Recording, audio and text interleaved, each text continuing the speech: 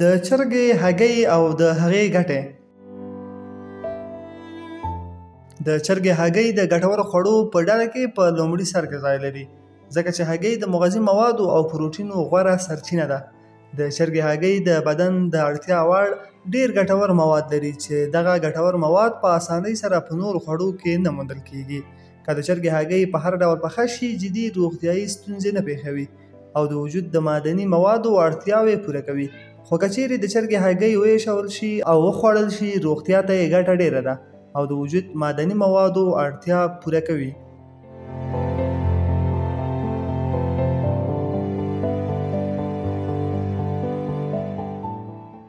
د هګیو ایشول د هګیو د پخولو له نورو ډولونو څخه اسانه لار ده او د ایشول شوې هګۍ په پخولو کې ډېر کم لګښت راځي او یا هم بیخي لګښت پرې نه راځي.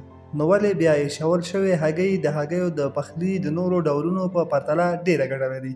د دغې پوښتنې په ځواب کې باید ووایو چې پرته له غوړیو څخه د هګۍ د خوړلو یوازینۍ لاره د هګۍ ایشول دي. د چرګې هګۍ په ډېره کچه کلسترول لري، خو د چرګې د هګۍ کلسترول بدن ته زیان نه رسوي. خو که چیرې هګۍ په غوړیو کې پخه شي او وخوړل شي، د وینې کلسترول لوړوي او روغتیا ته زیان رسوي.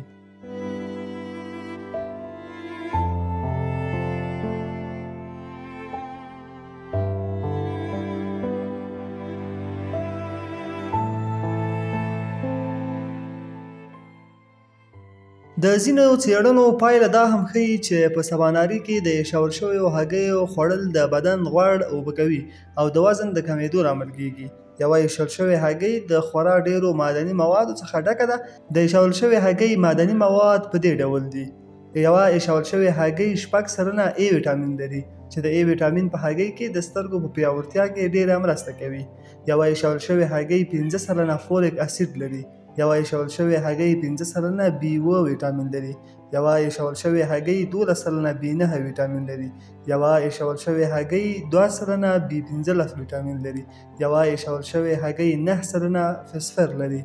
یوه ایشول شوې هګۍ 22 سلنه سلینیوم لري. د دغو ټولو معدني موادو ترڅنګ یوه ایشول شوې هګۍ د K, E, D او B6 ویټامینونه هم لري او همدارنګه 72 سلنه کالوري، 6 ګرام پروټین او 15 ګرامه تصفیه شوی غوړ هم لري.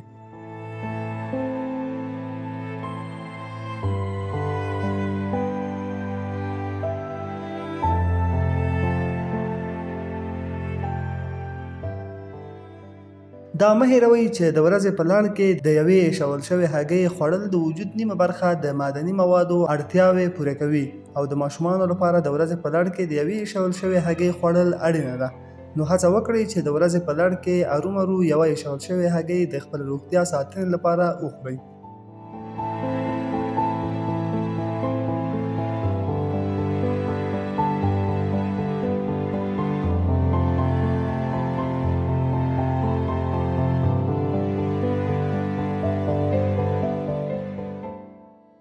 که چیرې د ایشول شویو هګیو د پرله پسې خوړو څخه ستړي شوي یاست او نه غواړئ چې نور په خپلو خوړو کې د ایشول شویو هګیو څخه ګټه واخلئ، نو د ایشول شویو هګیو پورتنۍ ګټې در یادې کړئ.